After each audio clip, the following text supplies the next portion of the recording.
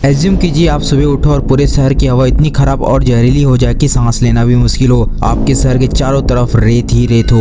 नमस्कार दोस्तों, आज हम बात करेंगे भारत के सबसे पुरानी माउंटेन रेंज अरावली पर्वत के बारे में। अरावली पर्वत 2.5 अरब साल पुराना है। इनफैक्ट हिमालय पर्वत से भी ज्यादा पुराना। अरावली पर्वत गुजरात से दिल्ली तक फैला हुआ है, जिसमें राजस्थान, हरियाणा और दिल्ली एनसीआर के कई रीजन आते हैं। ये अरावली पर्वत डेजर्ट को आगे बढ़ने से रोकता है, दिल्ली एनसीआर जैसे कई इलाकों को डस्ट स्टॉर्म से बचाता है, ग्राउंड वाटर को रिचार्ज करता है और सबसे इम्पोर्टेंट बात, क्लाइमेट को भी बैलेंस बनाए रखता है। ये सब तो ठीक है, पर बवाल तब स्टार्ट हुआ जब सुप्रीम कोर्ट ने इन्वायरमेंट मिनिस्ट्री की एक न्यू डेफिनेशन एक्सेप्ट की, जिसमें सिर्फ उसी को पर्वत माना जाएगा जो 100 मीटर से ज्यादा हाइट वाले हो। बाकी 100 मीटर से नीचे वाले पर्वत को माइनिंग के लिए ओपन कर दिया जाएगा। लेकिन अरावली पर्वत की हाइट समुद्र तल से नापी जाएगी या आसपास की जमीन से, ये कंफर्म नहीं किया गया। अरावली पर्वत का भौगोलिक स्ट्रक्चर देखे तो 90% से ज्यादा पर्वत 100 मीटर से नीचे है। इसका मतलब है कि इन हिस्सों में अब माइनिंग की जा सकती है। इस माइनिंग में सबसे पहले बैन 2002 में लगाया गया था, जिसमें दिल्ली एनसीआर एरिया में माइनिंग को सस्पेंड कर दिया गया, क्योंकि उस टाइम इस एरिया में बहुत ज्यादा इलीगल माइनिंग होती थी। फिर उसके बाद 2024 कोर्ट ने नो फाइनल माइनिंग ऑर्डर जारी कर दिया,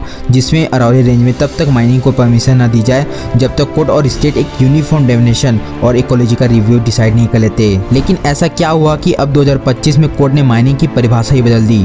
तो इसका जवाब है एसीसी सीमेंट के चेयरमैन गौतम अडानी। दोस्तों, इस अरावली रीजन में लाइमस्टोन बहुत ज्यादा क्वांटिटी में मिलता है और सीमेंट में लगभग 60 से 65% हिस्सा लाइमस्टोन ही होता है। ये सीमेंट फैक्ट्रीज हजारों करोड़ की इंडस्ट्री होती है, इसलिए गौतम अडानी मोदी जी के साथ मिलकर इस पूरे पर्वत को ही हटा देना चाहते हैं। जब अरावली पर्वत हट जाएगा तो थारमस्थल से आने वाली रेत दिल्ली से होते हुए हिमालय पर्वत में जमने लगेगी। रेत जमने के बाद वो गर्मी को सोखेगी और जो धूप पहले हिमालय पर्वत में पड़ने के बाद रिफ्लेक्ट हो जाती थी, वो अब ये रेत एब्जॉर्ब कर लेगी। इससे होगा ये कि जो बर्फ धीरे धीरे पिघलती थी वो अब तेजी से पिघलने लगेगी और उसका पानी गंगा और यमुना में मिलेगा और फिर भयंकर बाढ़ जैसे हालात पैदा हो जाएंगे। ये तो समय के साथ होगा, लेकिन अरावली पर्वत के हट जाने से सबसे पहले राजस्थान की रेत हरियाणा, यूपी और दिल्ली तक आएगी। डेजर्टिफिकेशन तेज होगा, खेती वाली जमीन बंजर हो जाएगी। राजस्थान की डस्ट स्टॉर्म डायरेक्ट दिल्ली आएगी। AQI 700+ नॉर्मल हो जाएगा। Asthma, lung cancer, heart disease लगातार बढ़ेगी। दिल्ली, गुड़गांव जैसे इलाकों में भयंकर पानी संकट आएगा। इन इलाकों का पानी खत्म